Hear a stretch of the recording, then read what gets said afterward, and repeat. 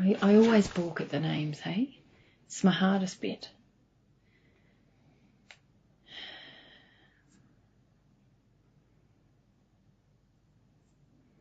It's like for me, I'm not connecting. Somehow when I try to connect to their names, I still, some of Anto's channeling with historical records, and couldn't find anything that matched. He must have channeled while I wasn't there, of a girl who died in a bus crash in South America, a British girl or something. And somebody did a search and there was no person died from this year to that year or anything like in that country, which is... That wouldn't surprise me. Just because the person, he didn't get the details right, it doesn't mean I didn't talk to the person there. Well, that's what I always think as well, but that's why I thought of it, because what I feel is it's a real person, but I don't always feel confident in their name, because it must be that very fear that blocks me, or it's like I'm feeling them, but to me the name is like I have to go into my intellect to know the name, which is... Yeah, I'm not really interested in the name anyway. I'm more interested in what they feel and what they need to talk about or what they want to talk about. Whereas, it doesn't surprise me if Anto's channeling is not very accurate, because the feeling I have is that it wasn't very accurate. But anyway, that's why I don't always like including that kind of stuff on the net. But for the sake of openness, I think it's worth including. Definitely. And also I feel like I had a feel about that, and I felt like, well, no, as a medium, like I'm not going to... You're learning anyway. Exactly. I'm learning, and I'm not going to hold myself to 100% correct standard, like I've got to... Do you know what I mean? Like I'm not going to beat myself up if I'm not... No, but you've got to find the underlying emotional reasons why it's not 100% accurate. Do you know what I mean? Like at the end of the day, people need to find the emotional reasons why they're not accurate. So yeah. Gotcha. And just because the guy couldn't find something in the newspapers, it doesn't mean that something. Totally. Like there's so many things. There's so many reasons. Tens of thousands of deaths every year from vehicle accidents. Exactly. And also it might be like Anto might have got just the nationality wrong. Yeah, or the fact that it was a car accident rather than a bus accident. The Anto likes to exaggerate things, so he wants to make it bigger than it is. Yep. And it could have been just a car accident and not a bus accident, and it might not have even been mentioned by anybody as a result. Do you know what I mean? Totally. So you can't, the reality is the emotions of the medium have a large play in what's channeled. The key is to experiment with it until you get it to the point where you are 100% like accurate. I would love to be a medium who, can meet someone and say, oh, your Aunt Nellie, I can feel them. They looked like this. This is what happened in their life, and this is what they want to say to you, because how faith-building would that be for people? Not only that, get to a point where you actually see them and you can describe them and say, and a lot of times the spirits don't even know when they died. Let's face it, a lot of them... It's not a big deal. Well, a lot of them don't even think they died when they did die. Yes. Do you know what I mean? Totally. So a lot of them died many years prior to when they thought they died and so forth. Yeah. Because after they died, they still think they're alive on Earth for a long period of time. Yeah. So there's so much personal interpretation of the information, even by the spirit themselves. The medium. And then by the medium, and the more arrogance the medium has, the less ability they have to really interpret things properly. Yes, that's right. So, at the end of the day, people are experimenting, and I don't think we've ever said to anybody that all of the channelings that we've done up to this point are 100% accurate, because I don't feel they can be. No, well, I think that we've done the opposite to that. We've pointed out that there's so many limitations, but I don't know when and where we did that. It was probably years ago in some old talk, but... What's that? That there's limitations. Oh, no, I wrote it up for the forum about the mediumship section. Yeah.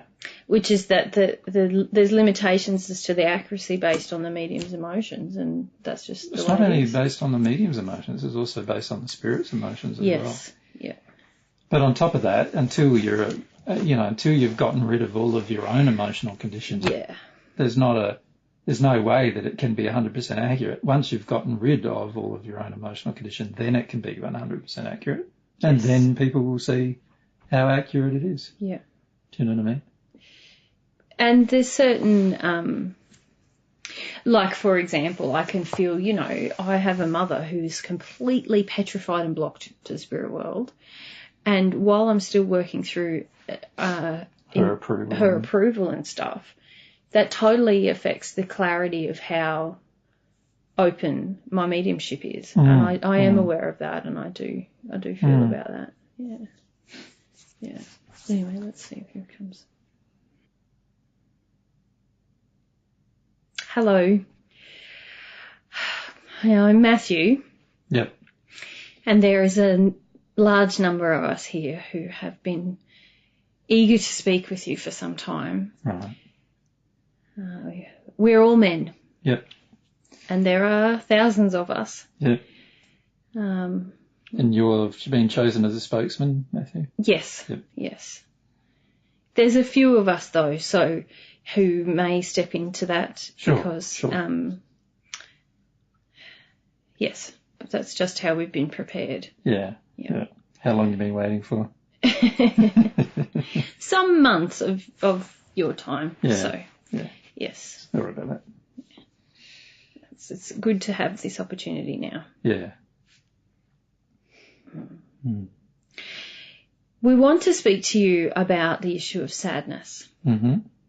And in fact, we were interested in your conversation just now about the drugs and substances, various substances. Some of us used some of those on Earth, though I personally did not. Mm-hmm. But this was also an interesting facet to reflect upon, given what we want to ask you about today. Mm-hmm.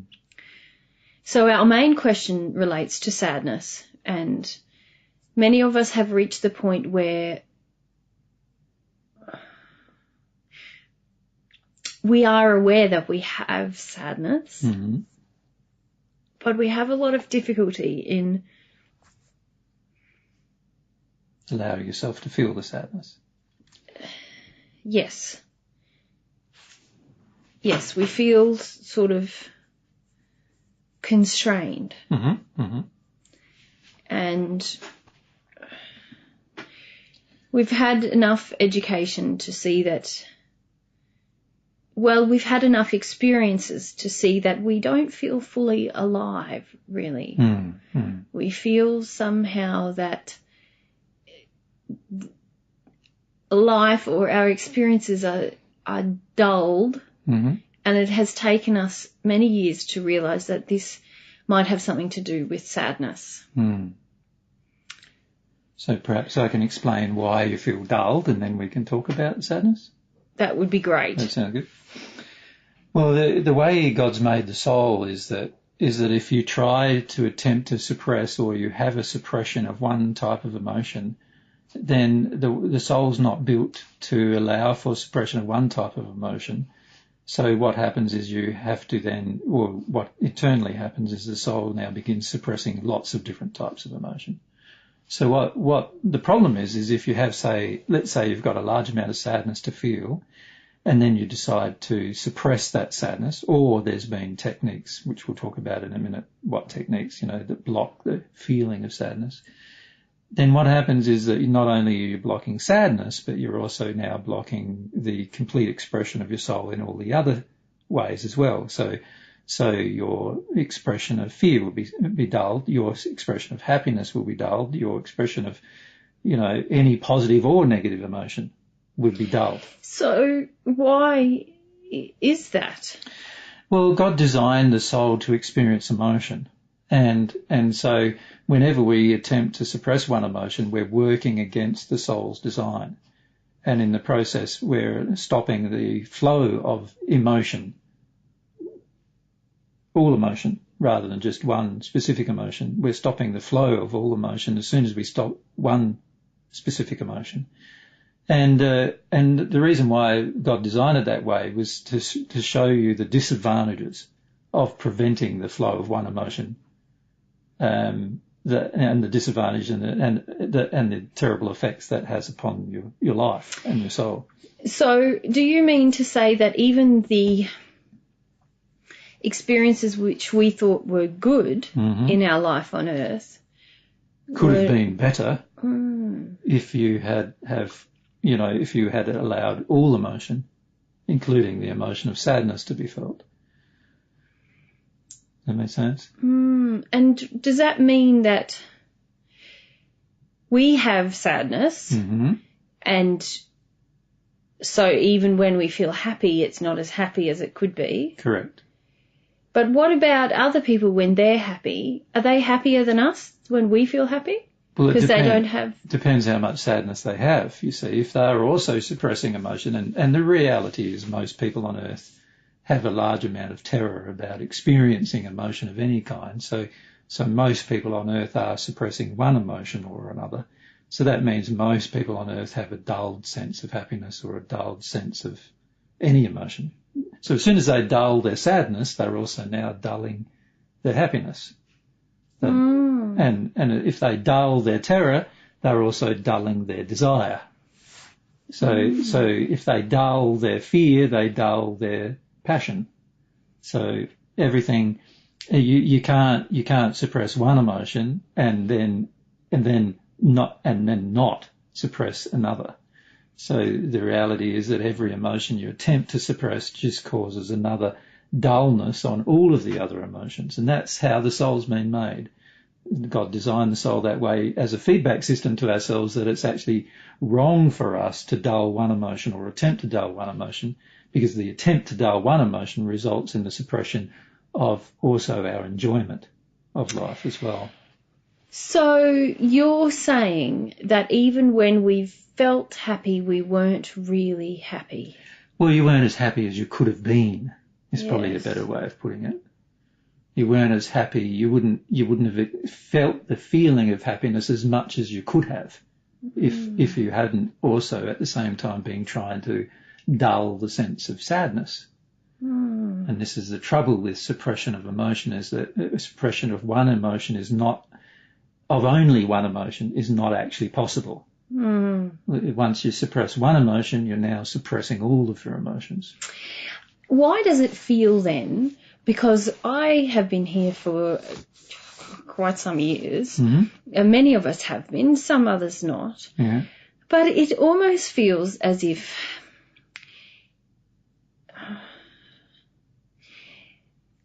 we've had some good experiences on Earth and then here that felt what we would have called pretty good. Yeah.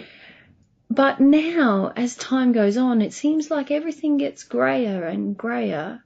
Yeah. Not bad, but just more dull or... Well, what you're describing now is what these good feelings are actually the feeding of your own addictions. And that's completely different to what I've just been speaking about. When we feed our own addictions, we're actually causing the degradation of our soul in love. And the problem with causing a degradation of the soul in love is that our atmosphere, our environment gets greyer and greyer and greyer. And this is what you define as happy experiences at this stage. A lot of them have really been what I would classify as addiction-based experiences, where you're feeding a desire, you're feeding an addiction to mask another emotion. So if I can give you an example of that. Let's say you're trying to suppress sadness, right, which you guys are. Then you will seek specific events that will cause you to feel more euphoric or more happy, right? So you will actually seek those events out. And you won't care about whether those events are ethical or immoral, or unethical or immoral. You will engage them just because you're seeking to have some pleasure. Now, the problem with that is every time you engage something that is out of harmony with God's view of ethics or morality, there will be a darkening of your own condition and also a darkening of your environment. Your environment will become greyer and greyer. And eventually, if you're not careful, it will become black, where you won't be able to see anything at all, depending on how much you engage that behaviour. It is almost like Okay, we have some questions about what you've said, but if I could say something more. So for many of us, we had some experiences with our family, happy times, a birthday or something like that, and we would be together and we would feel some sort of happy feeling. And then even after we pass, sometimes we would visit on Earth at those times and we would feel some sort of happy, what we would call happy, or we would socialise here together. There would be some pleasant feeling between us. But now it is almost as if even when we do those other things, socialise or visit with someone, it's not satisfying anymore. No. So is this what you are referring to? Well, now that is what I was describing firstly, and that is the feeling that you have that you've been suppressing this sadness for such a long time. There's now a build-up of sadness inside of you, right? And the problem then is that in the process of suppressing this sadness, even the events that made you happy before are not going to make you happy anymore because the sadness is building up and not being released. And as a result, you're going to end up in a stage where you get to the point where there's only sadness to feel and nothing makes you happy. Do you know what I mean? And that God's designed it that way too, so that you get to the point where you actually release the problem emotion. Once you release the problem emotion, then you have the ability to experience happy events that are different. The other issue that you're describing is related to change. Now, God designed us to change in a positive direction all the time and to actually have new, more intense experiences. That's how God designed us. And what happens after a while is that we can engage the same experiences over and over and over again. And before, when they might have made us happy, but in time and over a period of time, those same experiences, even if they're identical experiences to the ones that made us happy in the past, they no longer make us happy anymore because we're not actually changing and growing in our experiences. We're trying to go back to the old experiences to get the same happiness. Now, the most happiness comes from an experience when it's first felt. Do you understand?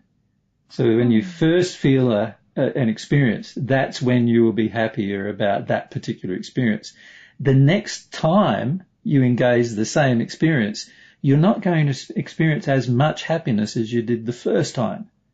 And there are reasons for that. And one of the reasons is that God wants us to continually grow and change and experience the ever-increasing growth, and from this ever-increasing growth and change, the ever-increasing happiness that can be involved in new experiences. And what's happening for yourselves is you're reverting back to old experiences to get the same feeling rather than actually growing into having new experiences. So what would it take to grow into new experiences? Well, in the spirit world, to grow is about increasing the amount of love that exists within one's soul. Now, at the moment, well, before you passed, you realised you have a body, you had a physical body, but most of you probably weren't aware that you had a spirit body, right? No. Before you passed. No. And then after you passed, it took some of you some time before you realised that you passed. And then once you realise you passed, then you can still see yourself, right? You can still see your hands and you can still see your legs. And yes. So you can still see your body. It just isn't the same body you had while on Earth. And many of you have observed that because many of you were present at your own funerals, right? So you could see the body died, but you're now in the spirit body. Yeah. But before you passed, you didn't know. No. And what I'm suggesting to you is that you have a spirit body, but you also have a soul or a half of a soul that is behind the spirit body that you can't see, right, at this phase. Okay. And this soul, which is a sum total of your condition, governs how your spirit body looks and what your spirit body is capable of experiencing. And the way God's made the universe is that the more love that exists within that soul defines what you're capable of experiencing. And there's two ways to change the love that's in your soul. One way is to receive some of God's love and therefore be transformed. And the other way is to develop your own love and to go through a process of personal transformation in that regard. Mm-hmm. Now, both ways require you to get rid of desires that are out of harmony with God's definition of love, and develop desires that are in harmony with God's definition of love, that are in agreement with God's definition of love. And once that growth occurs in love, now you also in the spirit world have the capacity to have new experiences. And each one of those new experiences is going to have quite a powerful effect on you, because it will be the first time that you have it. And every time it's the first time you have an experience, it has the most powerful effect on you. So if we can maybe, would you like to have an example of that maybe? Because we can actually have an actual thing. We can do an actual experiment that allows you to see the effect of that. Yeah. Okay. Yes. It's quite a lot of information that you've just given to us. Mm-hmm. And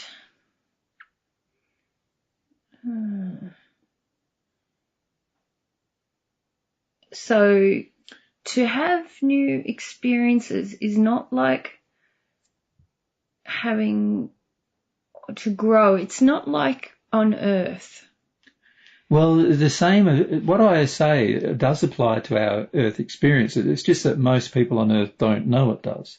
And so they don't engage a life where they are growing in love, and therefore engaging more and more happier experiences. So most people on Earth, in fact, engage unloving behaviour throughout their life, which actually degrades their ability to experience happiness on Earth. So if you think about it, when the younger you were, generally the more happier you were, and then by the time you get to old age, a lot of times we're quite unhappy, or quite discontent with a lot of different things in our life. Well, I can relate to the feeling or the idea that as a young man, I felt quite content and sort of boyishly passionate about things. Buoyant in my mood. Yeah. A lot of the time, I felt cheerful and friendly and just relatively happy. And then now that you've started to speak about this, I can see that as I grew and married, then there were more stresses and strains, but I still felt happy on certain occasions or certain times in my day. Mm-hmm. And then as we had a family, then maybe the happy feelings were more at special occasions. Mm-hmm. And then as I grew into an old man, the happiness was centered around certain people. Or pursuits. Or pursuits, yes. So... Which is pretty normal, I would say, for most people on Earth. So, we feel a little bit confused. Why is that? So this has been happening all of the time now, we can see that. Correct. And what's happening for us now is continuing that. Correct.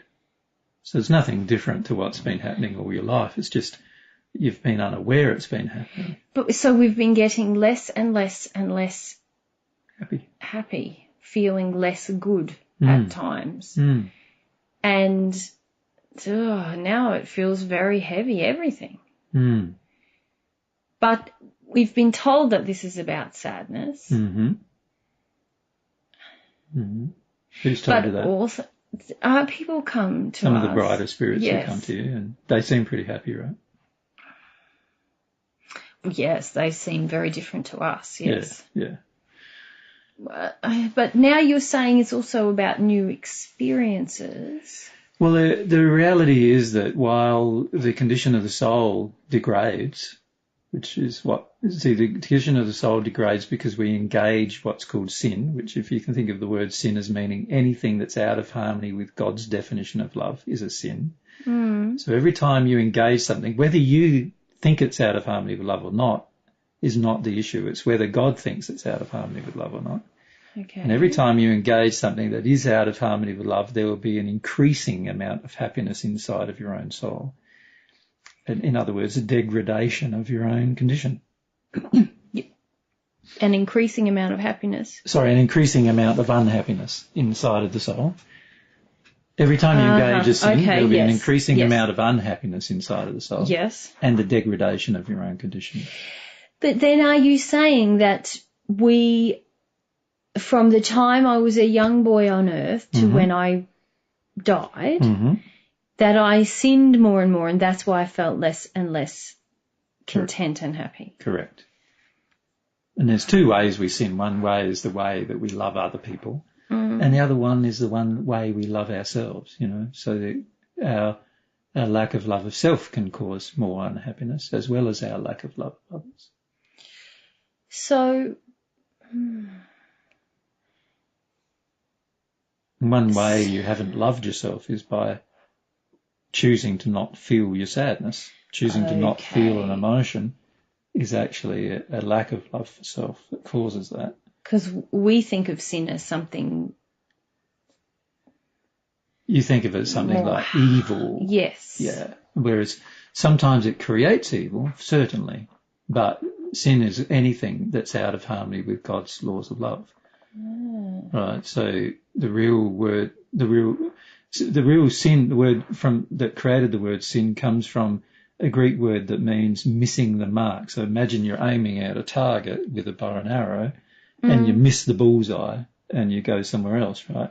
Well, if you miss the bullseye, then that's what the word means, missing the mark you were aiming for. And so the word sin connotates in this regard missing the mark that God sets about love.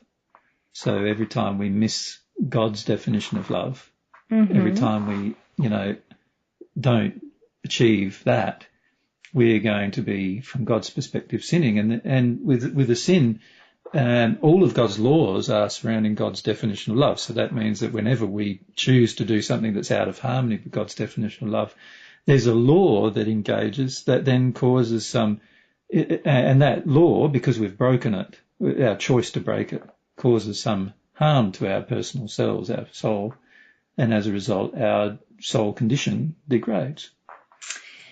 Okay, and we become more unhappy as a result.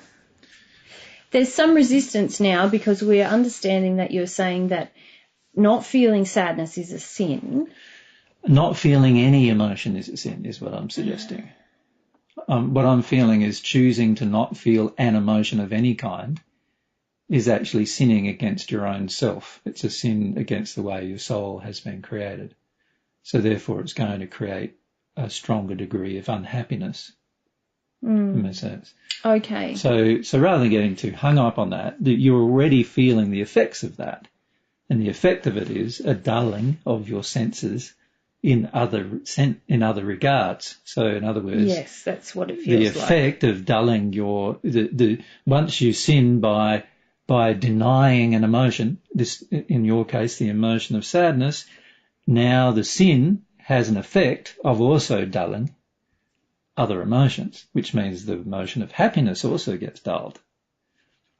And that's a result of the sin. Does that make sense? It's a feedback mechanism telling you that actually dulling the emotion of sadness is not going to help you. It's actually hindering you. Because, as you say, it is like a dulling of all of our senses in that it feels like we see and hear and smell, and any feeling just seems duller. Yeah, if you notice... That's what I was trying to say. If you notice that even all of your olfactory senses, your sense of smell, have all degraded. Yeah. Your taste sensations have all degraded. Yeah. Your physical body sensations have all degraded. Your sexual sensations have all degraded. So every single sense has degraded, has it not? Yes. So along with the feelings of like happiness or interest or excitement, or they're all degraded too. We just don't feel like we have them to the intensity. We hardly have them at all now. Whereas you used to have them at least some of the time, particularly when you're on Earth, right? It seemed like it, yes. But if you analyse your life on Earth, you can see that this has been going on all of your life on Earth as well, from the time that you were young men, right the way through to the time that you died. there was also a degradation of these same things. We didn't notice it as much, though. We thought it had really started here, but now that you've spoken of that, we can see definitely that it started when we were on Earth. So all that's happening is there's a continuation of the problem that began on Earth. And it's now that it just feels so terrible. That you've decided that you want to change it. See, before, even when you're on Earth, you didn't really, none of you made a decision to change it. And even if you had have made a decision to change it, you probably wouldn't have got the advice in the right direction to know how to change it anyway. Does that make sense? And in the spirit world, even though now you're aware that you want to change it, it's still pretty hard to find the advice of how to change it. Well, yes, that's how do we feel sadness? That is our question for you, because we don't understand how to feel it. Yeah, well, there's probably a couple of answers to your questions that sort of we need, if we want to answer the question, we need to answer it, like to give you a few mechanisms, I suppose, that we need to talk about. Okay. The first thing I'd like to talk about is removing the blockages to sadness. So you could say there's two phases to addressing any emotion. The first phase is removing the blockages to the emotion, and the second phase is developing a desire to feel the emotion. So one is the removal of the negative that blocks the emotion, and the other one is building the desire positively to feel the emotion. Does that make sense? Okay. And once your blockages are low enough and your desire is high enough, and your desire exceeds the blockages, the desire exceeds the negative desire, if you like, so your positive desire exceeds the negative desire, then you'll feel the emotion. That makes sense, right, logically? Yes, it does. So you can see you've got to decrease something, and which is the blockages to feeling the emotion, and you've got to increase something, and that is the desire to feel the emotion. Do you follow me? So there's two phases to addressing any emotion. Yes, and we thought that there would just be one answer. How do we feel sadness? Yes. So what we want to do firstly is analyse the decreasing of the blockages. How do we do that? Okay. All right. And then we'll want to look at how to increase the desire. Yeah. As the second part of the question. So the first part of the question is about removing the blockages. So how do I go about removing the blockages? Well, that means that I've got to become aware of my blockages to what's causing the blockages to feeling sadness. Okay. Now, if we examine again our life on Earth, a lot of time we developed our blockages to sadness through our life on Earth. So what we've got to do is examine what our attitudes are towards sadness, what our beliefs are about sadness. So for many men, for example, they have a very dominant belief about sadness that sadness is a weakness. Does that make sense? Well, certainly many of us have that feeling that people needed us in our life and there wasn't time to be sad and crying. How do you feel about crying? That it's sort of like a woman thing to do, right? Yes. And a man's got to get over it and plough on with life, right? Yes. Yeah, yes, so that's how you almost think that being a man means that you don't feel sadness. Can you see that? Well, it seems a waste of time. Yeah. So already we've seen you feel it's a waste of time. Yes. And I've already demonstrated to you that it's not, because in suppressing sadness, you're also suppressing other emotions. Yes, yes. Right? So it's not a waste of time, but you have a belief that it is. You also have a belief that you're not a man if you feel sadness. In other words, it pulls down your masculinity. There's a belief that your masculinity is tied into not feeling sadness and not expressing sadness. Well, and it's that men don't have the luxury of feeling sad. Women can do that, but we have things to get done. We have to keep the ships running, sort of thing. So that's a softness to the feeling or the emotion, that you have a blockage of wanting to be soft to the feeling and just allowing the feeling to exist even. Well, it seems you'll never get anything done. Well, that's not true. See, what's happening at the moment is you're dulling your emotional sensations on every issue to the point where eventually you're not going to get anything done anyway, because you'll have a desire to do nothing. Do you see what I'm saying? So actually what you're saying is not true. It's just an illogical thing that you learned while you're on Earth. Right. For whatever reasons, And some of the reasons are that women desperately wanted you to be strong. And so, there's another blockage. That women around you needed you to be strong, needed you to take lead, needed you to get things done. Yes. So that's why you did it. That was my family. Yeah. My mother needed me. Yeah. My father was in the war and lost, and so my mother needed me. Yeah. And then by the time I was a lad, grown, there was another war and things needed to be done, and so I went and did them. Yes, and detune from yourself in the process. Well, I thought that was being good. Yeah. Yes. Yeah. But they were out of harmony with love, like going off to war even is something out of harmony with God's love. So therefore it's going to cause a suppression, degradation. But so many of us did that. Yeah, I understand. It doesn't justify the action though, just because a lot of people do it. It doesn't mean that it's loving from God's perspective. No, but it just means there's a lot of sin then. There is, yeah. There is a lot of sin in war. Because it seems there's more sin than we were aware of. Yes. It seems like a lot of things are sin that we never thought were sin. Correct. Correct. And the key is to become aware of it, and part of this process is awakening to that, you see. And the war itself would have caused a lot of sadness for many of you as well. You're talking about the Second World War now. Yeah. And, that caused a lot of sadness worldwide, but particularly for the men going off to war, there's a lot of sadness there, but there's also a lot of sadness for their families and just large amounts of sadness being caused there. And then, of course, we suppress that sadness even further. We don't feel that. Well, I sort of felt that it wasn't productive to have that sadness because, again, people needed me, and also I didn't want to make anyone else sad. Yeah, well, there's two more reasons. There's two more blockages you just mentioned. A person who's sad is not productive, and a person who's sad is infecting others with their sadness, and you don't want to do that. So there's another blockage to you feeling your sadness. Can you see as we go on in the conversation, you're exposing more and more and more blockages to feeling your sadness. So how does one remove those blockages?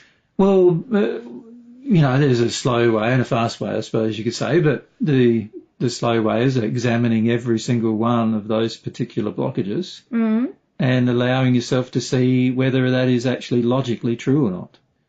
From a love perspective, is that logically true? It seems to me that they are all logically true. Yeah, well, it seems to me they're all logically false. So that's an issue, isn't it? Like, you obviously have a perception that blocking your sadness is a good thing. So this is where your definition of what is true and your definition of what love should do varies greatly from somebody else's definition of what love would do and somebody else's definition of what is true. And what I'm suggesting is we need to find out what God says is true, because that will be what is true, whether we think it's true or not, and then do that. And once we do that, then that's the fastest way, I feel, of discovering it. See, the slowest way is trying to work out individually for each item, well, is that true or is that not true? Now, for the majority of you, you're going to think that most of the things you're currently doing are true and are a logical thing to do. And I'm going to be saying, no, it's not logical, and I can explain why, but we'd have to do that with every single issue you have, which will take a long period of time. Yeah. The alternative is to be able to find out somehow from God about whether something's true or not. Right? And then trust that. Trust that, well, if that's not true, then my belief must be false, whether I think it's true or not. It doesn't really matter. What matters is that whether it's true from God's perspective or not. Right. So how does one get God's perspective? Well, now we're asking about how do we get educated by God, basically, right? Which is how do we have a connection with God that allows for God to tell us what the truth is. Yes. Right. And do all of you guys believe in God, or I suppose many of you not really given it that much thought? No. But obviously, once you pass, you have some reset of your ideas, don't you, that maybe God's a possibility because we're now still alive and we thought we'd be dead. Yes. So that obviously helps us to go, maybe there is God, you know. I suppose the consensus amongst most of us is that, well, yes, in fact, it's not dissimilar to how I felt on Earth. But yes, God exists and sort of oversees things, but yep. And here I am. I feel that God is sort of overseeing things and that things are the way God intended and designed, and I just sort of live with that. Mm-hmm. I don't feel I just feel that that's the way it is. Mm-hmm. This is why I don't really understand this concept of getting an education from God, because God sort of seems sort of a distant fellow who's just overseeing things and has a plan, and I just should fall into line, and that's the way these things go. Wouldn't it be wise to follow to find out what the plan is?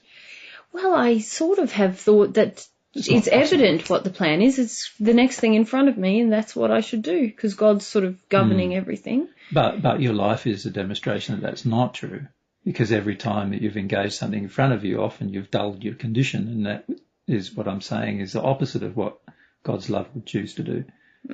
Yes, this is where... And every time you choose to do this sin, you engage a process that causes a degradation, a greying of your own soul. Well, and this is why I'm so surprised. I mean, clearly there's a lot of things that are sin that none of us ever considered, and that's been affecting us, and we didn't... Why was there no education about that, really? I mean... Well, because most people on earth don't want to be educated about it.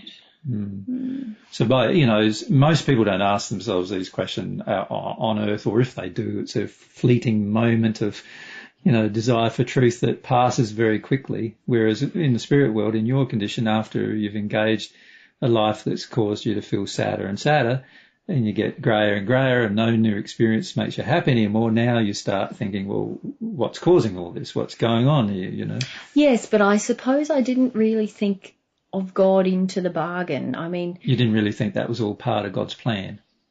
Well, I thought God's plan really involves events. No. And things that happen, and so therefore I just deal with the next thing ahead, Yeah. And I took on... But under those circumstances, you're basically saying, like, the First World War and the Second World War, God planned them.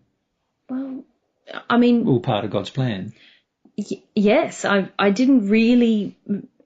And what I'm saying is they're all only a part of humans' plan. So then how can that happen, that God is not ruling over everything? I went to church as a boy, and I learned that God is ruling over rules everything. But God gave the gift of free will to humans. We have the ability to choose to disobey God's laws. We have the ability to choose to break them.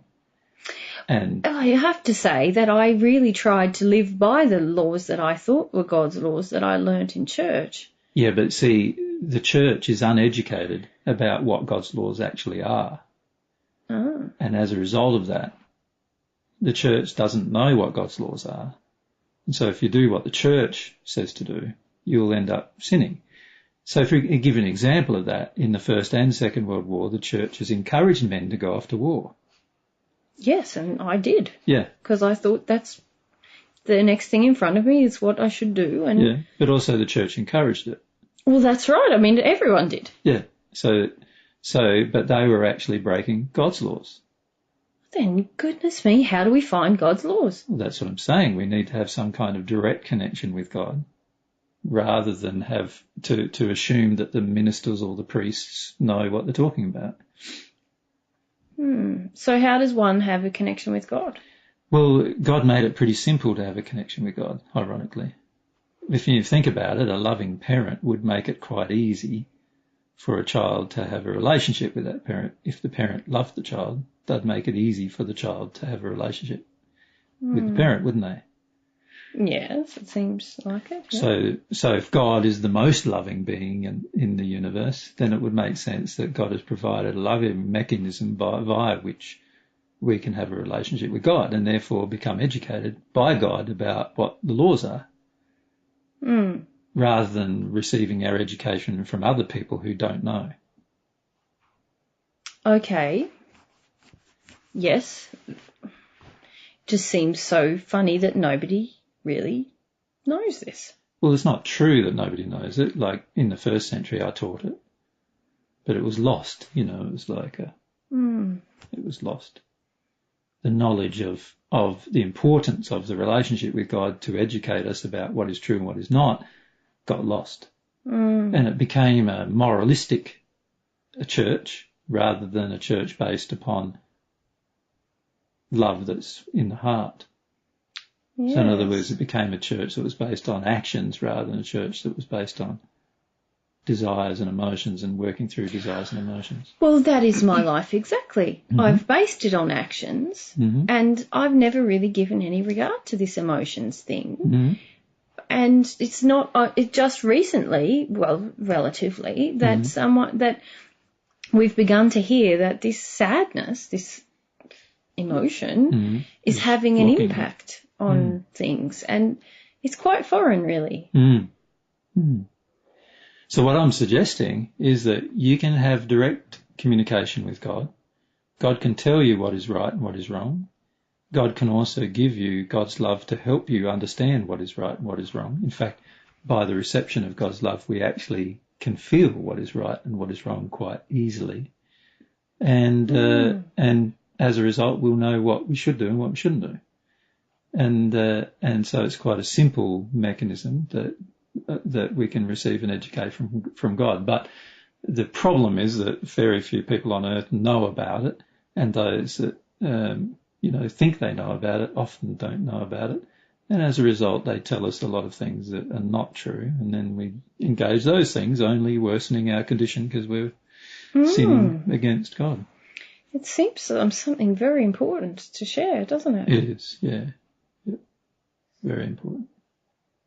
It affects most people.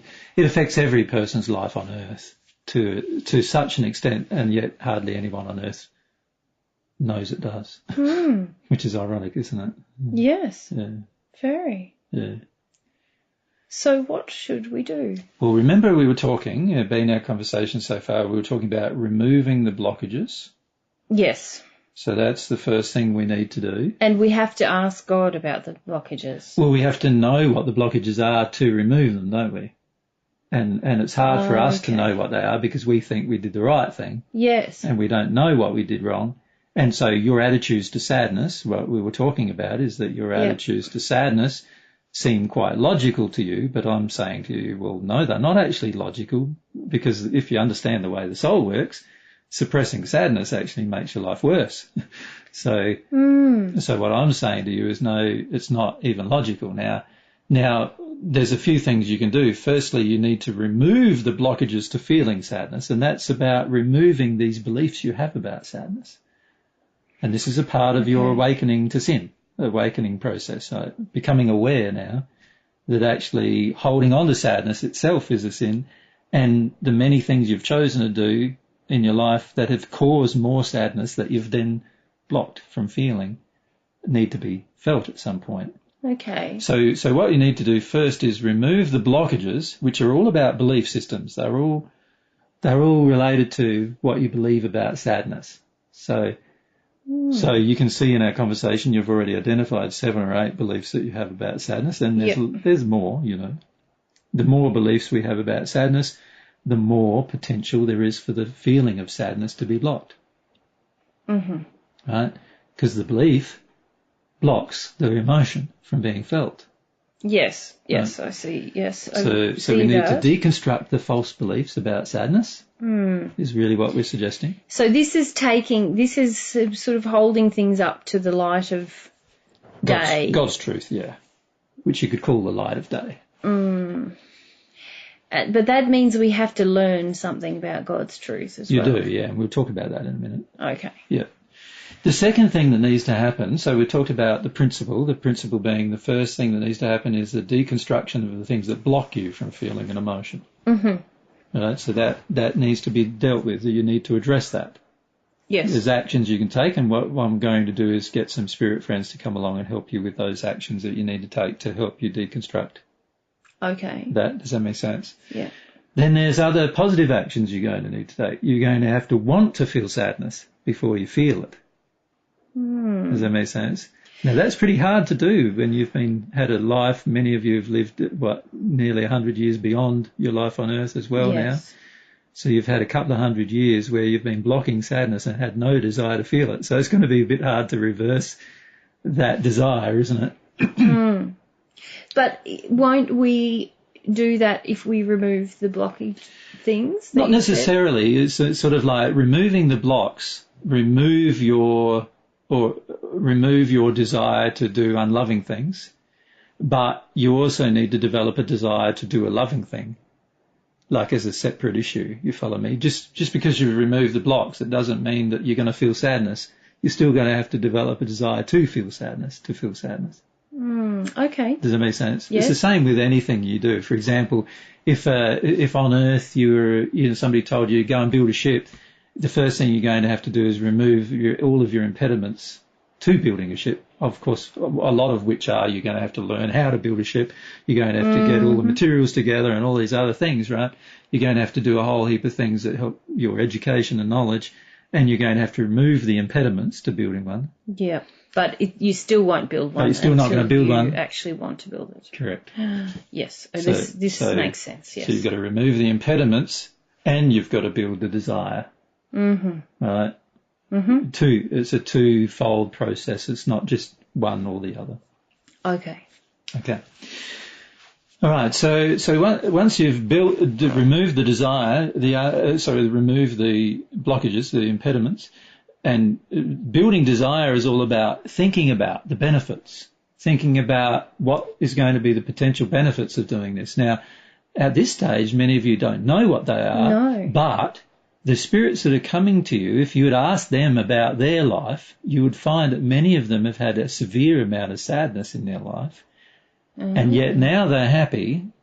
So what did they do? Right? Yeah, now, what did they do? So, good question, right? But you didn't ask them that question, right? No. So what I'm saying is what you would do is you educate yourself. Right, is there an advantage? Is there some benefits to doing this? And if you talk to those particular spirits, you'll learn from their personal lives that there's obviously some very large benefits to doing it. And what this does is it increases your faith that doing it is going to benefit you. Does it make sense? And that's how you build desire. The way you build desire is to think about, ponder about, gain information about doing the actual thing that might be a positive thing to do, and work out whether it is positive or not. Right. And once you feel that it's going to have a positive outcome, now there's a higher likelihood that you'll have a desire to do it. But we can't do one or the other from the sounds of it. You've got to do both, don't you? You've got to remove the blockages and at the same time build the desire. Yes. Okay. So one very good question to ask those spirit friends that have been coming to you, because they've been coming to you because they know that they've been in a similar place to you've been in the past. They know that they've had a similar amount of sadness that you've currently got. Many of them have been through wars and they've gone to war and they know what that's all about and how terrible that has how terribly that affected their life and so forth. So they have a large amount of they had a large amount of sadness about that, but they got rid of it. So they must know the fact that they got rid of it is an indication that you can do it and that it's worth doing. And if you ask them a bit about their life and ask them to give you some pictures of their life and so forth, to bring some, they can project some movies into your mind about what their life's like and so forth. And once you receive those packages of information, you go, wow, there's the benefit of me doing this, you see. So really we've had this very long conversation all because we didn't ask those people one question. Yeah. You could feel like a fool, couldn't you? You could. It's funny though, isn't it? Really? Yes. How shut down we are at times to finding out. Yes. We assume a lot of things too, you see. When somebody comes to us who's happy, you assume they've never been sad. That's right. Which is not true, you see. We make a lot of presumptions in our conversations with people generally, and we don't understand their experience or their life or those kind of things. And as a result of that, we don't ask the questions that we could have asked that would actually benefit us, you see. Yes. Well, thank you. Well, I haven't finished yet. Oh. Because there's one other thing I'd like to introduce you to. Okay. And that is this concept that we can be educated by God. Because remember, that was a key part of this discussion. And the question is how to become educated by God, right? Is it very important because your concept of what is right and wrong is very distorted from God's perspective. Right? Yes. Well, from what you've been saying, yes. Yeah. And at this stage, it's just an idea or a concept, right? You don't necessarily believe that. I understand that. No, but I respect. I can see what you're saying. Yeah. That there has to be a reason why things have turned out like they have, and really, I'm not much of a questioner, am I? I didn't question anything on Earth. Most people on Earth don't seek one foot in front of the other. Yeah. What I thought I should do, and now that you've pointed out some things, I think, why didn't I question anything? Yeah, because you have the ability to. But there's not a lot of truthful knowledge on Earth either, so when you seek answers to some of these questions, unfortunately, most people wouldn't know the answers anyway, you know what I mean? Okay. So this causes us to feel like it's all hopeless to find out the truth while we're on Earth. Yes. And this is why many people on Earth don't bother doing it. I just don't know if I'm very bright, really. Well, I don't know if it's a factor of brightness intellectually. I feel it's a lot to do. I feel it's a lot to do with what we're trained to do and what we trained to view as normal and so forth, you see. Mm-hmm. And a lot of that is about emotional conditioning, based on what the environment way of thinking is and becomes our way of thinking and so forth. So, I don't know if it's got anything to do with brightness. I think it's got a lot to do with emotional conditioning, lack of awareness that we can find answers, a lack of trust that we can find answers, an underlying belief that it's all hopeless if there's no real answers and so forth. And you can feel some of those emotions exist within many of you, right? Yes. And that's what drives us into not seeking answers, not seeking the truth. Yeah. But getting back to the discussion, what I'd like to do is ask some of these bright spirits back, which they've been with you a bit already. Yes. So you can see them around you. They're nice fellas. They are. Yep.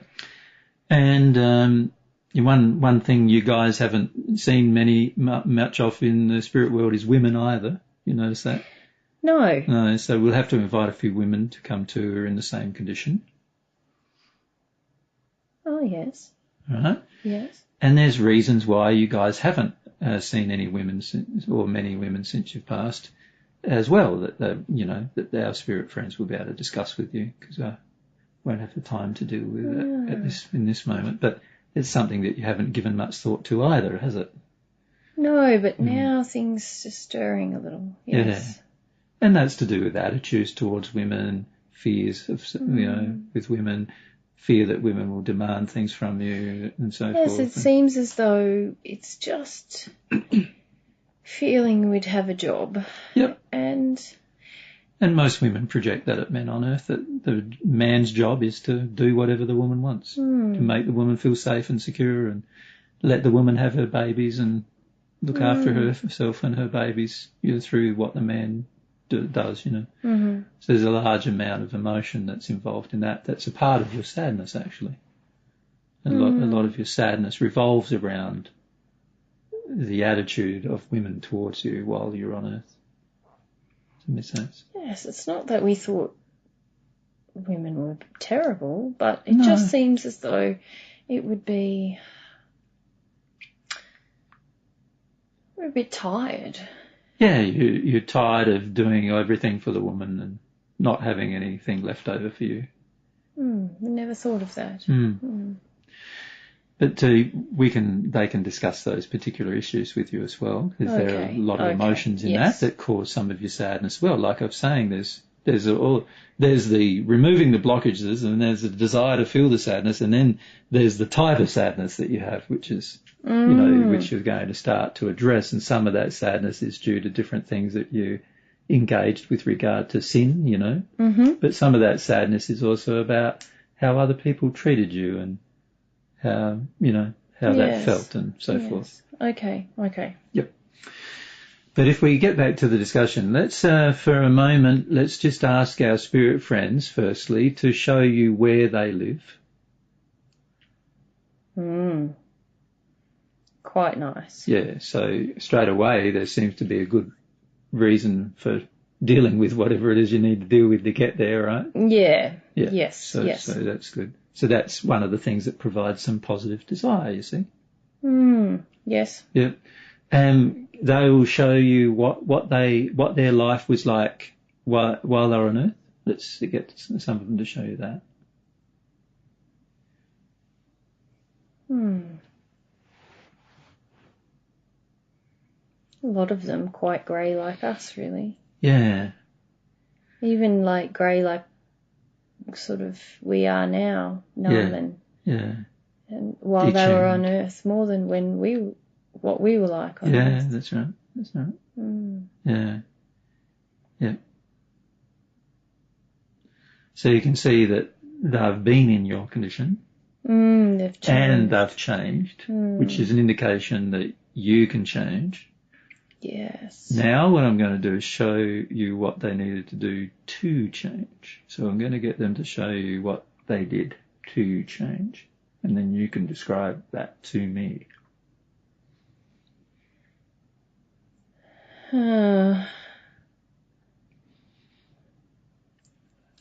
Yes, it does make us a bit uncomfortable.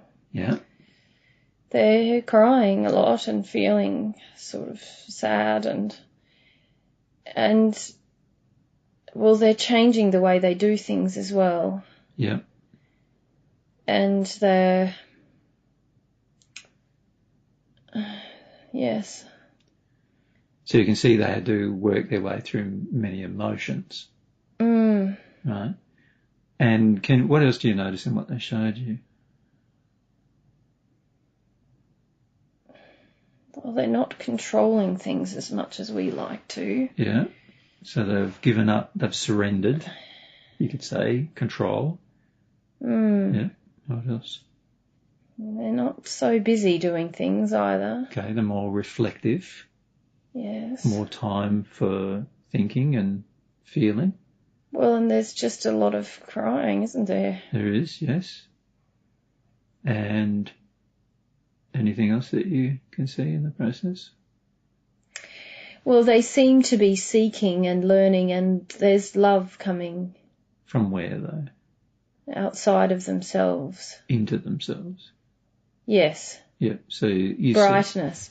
So you see that as sort of like a stream of light entering their crown. And all around them, and really. all around them, yeah, surrounding them, yeah. Which is their soul actually brightening up through the process. Does that make sense? Yes. Is that God? Yeah, that's God. That's God's love entering them. They've had to long for God's love to enter them as a part of the process. And in fact, God's love entering them caused them to be able to see what was wrong and what was right. Do you see? It exposed what you can call seeing things in the light of day. It exposed the truth to them. You know, what the truth is, not what they thought the truth was. Okay. Does that make sense?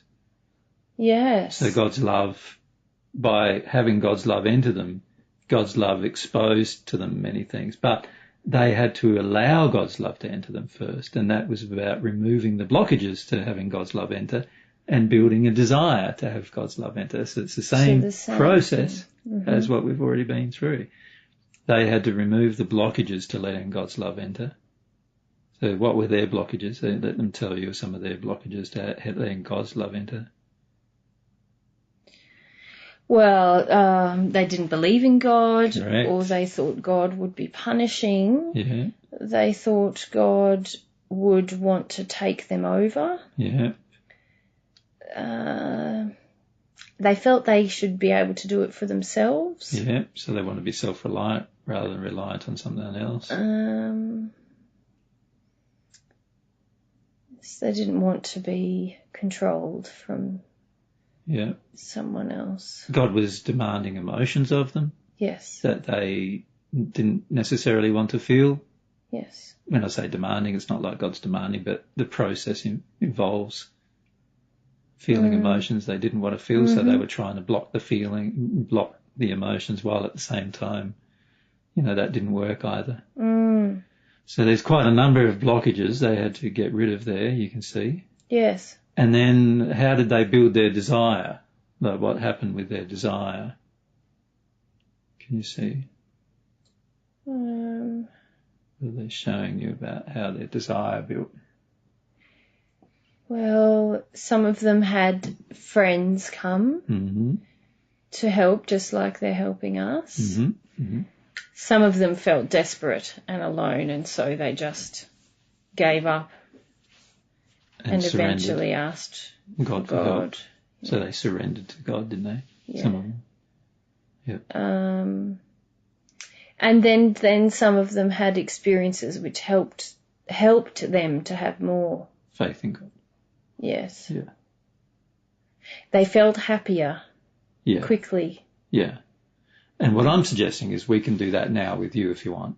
We can actually have an experiment where you'll experience some of God's love and you'll be happier immediately, so that'll give you some faith to go through the rest of this process. Does that make sense? I'm a bit concerned about crying in front of the women.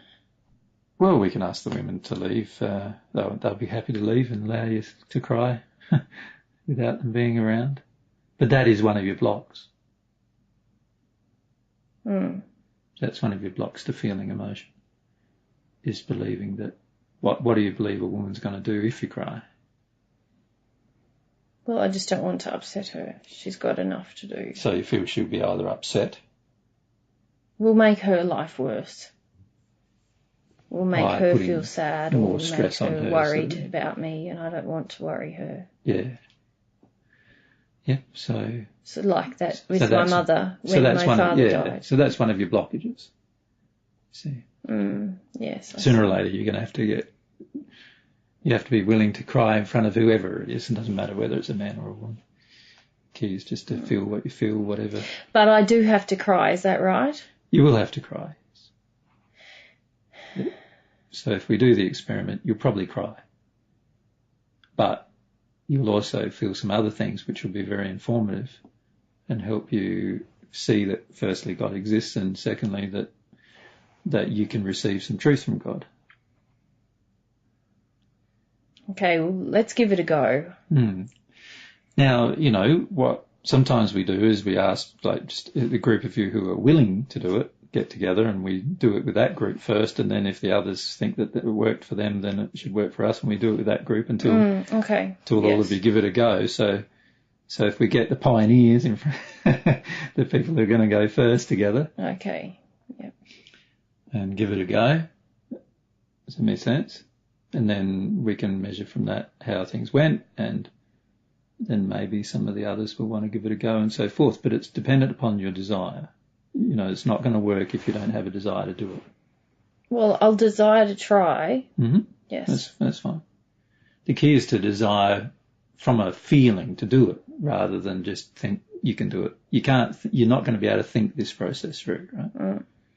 No, well, I feel like I'd like the benefits that these other fellows had. Okay, so that's called faith, having some faith in the benefits. So it's always a good motivator, faith. In fact, it's the best thing you can develop inside of yourself. Okay, so what should we do? Okay, so it's really quite simple. The feeling is of wanting to receive some of God's love, right? Now, the feeling, it has to be a feeling, not a thought. And so what I'm introducing you to is the concept of prayer. Right? A lot of people think prayer is just like saying a whole heap of words in your head, but it's not. Okay. Prayer is actually having some feelings that are sincere feelings in your heart. Well, that's hard because I find it hard to feel feelings. I understand. That's why I said you would find it initially a little difficult. Okay. That's okay. And this is why it's so important to open up the feelings, because the feelings are the way God communicates to us. So when God educates you, he's going to educate you through giving you feelings. That's how he's going to tell you the truth about things, you see. Okay. And so it's so important as another good motivation for actually opening up to your feelings, right? Because then you can open up to God's feelings. And then God has a way of educating you. So God's not going to transmit information to you through thoughts. He's going to transmit information to you through feelings which trigger thoughts. Okay. And as a result, it's going to be a powerful experience because it's a feeling, not a thought, you see. Yes. So it'd be a more powerful experience, and that's why God does it, because feelings are more powerful than thoughts. Okay. All right? So what we need to do is, if you can cast your minds back to a time on earth when you actually felt some love for somebody. Yes. Whether that be your wives or when you first met, your girls, when they first met them, or just a feeling of love for a mate that you had, particularly when you're in the trenches or at war or whatever, what you felt there, and, just a feeling of just, you really loved that person, and you want just that nice feeling from your heart, right? That's the type of feeling you need to want to have for God and from God. You follow me? Yes. So what you do is you can say the words along with the feeling, but the key is the feeling, because that's the feeling that enters God. That you would like to have a feeling of love and camaraderie, if you like, with God.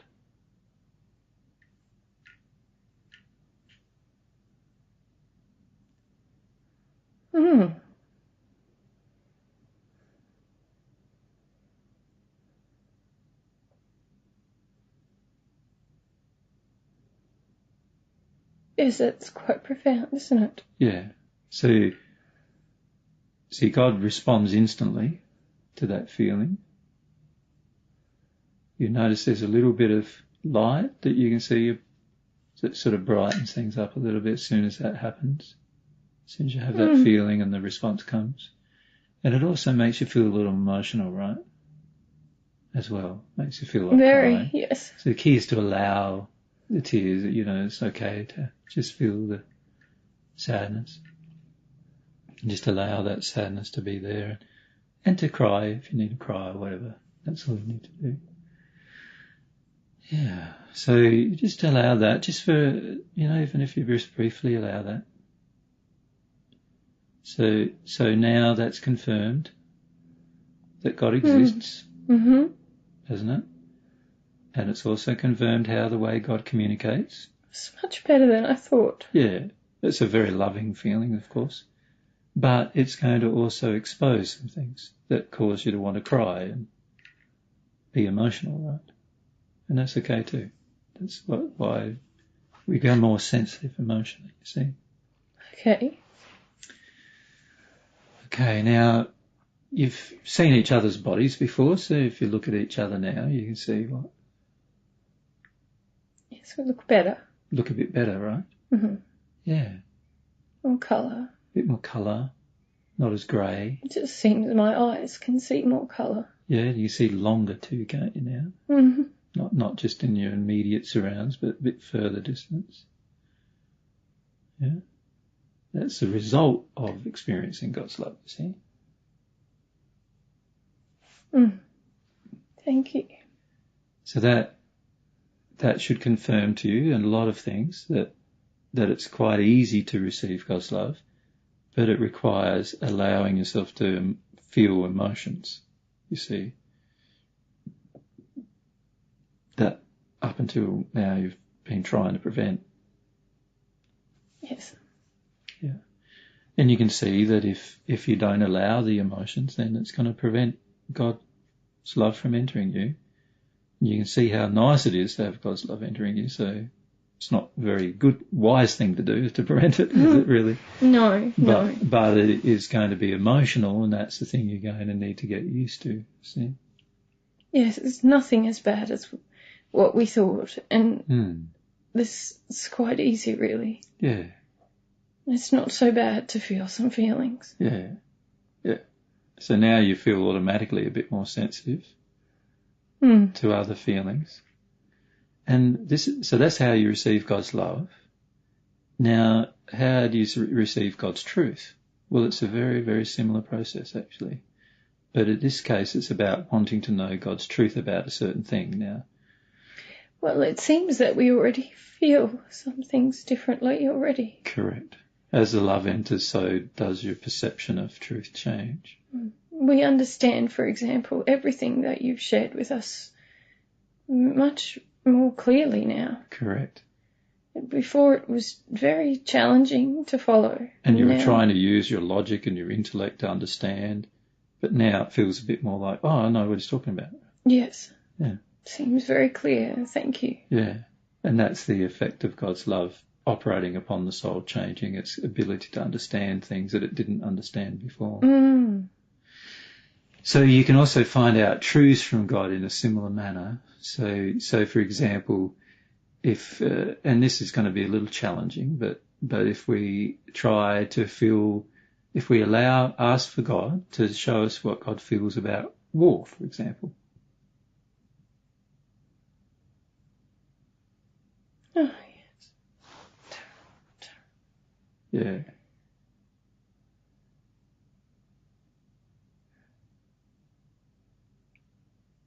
So you can feel now what God feels about war, so you can understand a bit more about the sin of it, right? You can understand how it's out of It's quite shocking. We now know, we need now enough. Now we need to feel about this now. Yeah, no, just stay with me just a touch longer. They are the two experiences I felt that I wanted to show you so that you could see that you are going to firstly have to wanting to feel God's love is relatively easy, you could see, as long as you were willing to feel some emotion. It was relatively easy to receive, wasn't it? Yes. But receiving God's truth is a bit more difficult, isn't it? Well, it happened quite easily, but there is so much feeling sadness now that we need to go and feel, and it's... That's right. So receiving God's truth is what I'm explaining to you, is receiving God's truth helps you connect with the sadness. It helps you to connect with what made you sad and how you felt and why. Can you see now why the guys were showing you they had to do a lot of crying? Yes. You can see that, right? Yes, very much so. Yeah. Now, just one more thing I want to say before I go, and that is that these spirits who have been around you trying to show you some things have done what you need to do. They've already done that. So they already know what to do, and they can advise you as to how to go about different things. There's different times that you'll feel quite stuck and a little resistive, and every time you feel angry, they'll run away. They'll go away from you until you stop being angry with them again, and then they'll come back to you. You know what I mean? And the key is for you to be open to receiving the guidance that they can give you, because they've already been through the experience themselves. They know what to do. Okay, thank you. Yeah. We're very clear now. Yeah. What needs to occur. Yeah. Now, if I can just say one more thing, and that is have a look at your surroundings. Yes, it's quite a bit better. Yeah. So there's another advantage of doing it, in that your growth, your surroundings change, everything comes a bit more colourful. If you saw the pictures that they gave you, can see everything very colourful. So you can see the advantages of doing it. That helps build your faith that it's okay to go through this process. Thank you very much. It's my pleasure, Matthew. We're indebted to you. Yeah, I know you need to feel now. And yes. Thanks for staying with me long enough for me to show you those things. Okay. Yeah. Farewell. Yeah, farewell.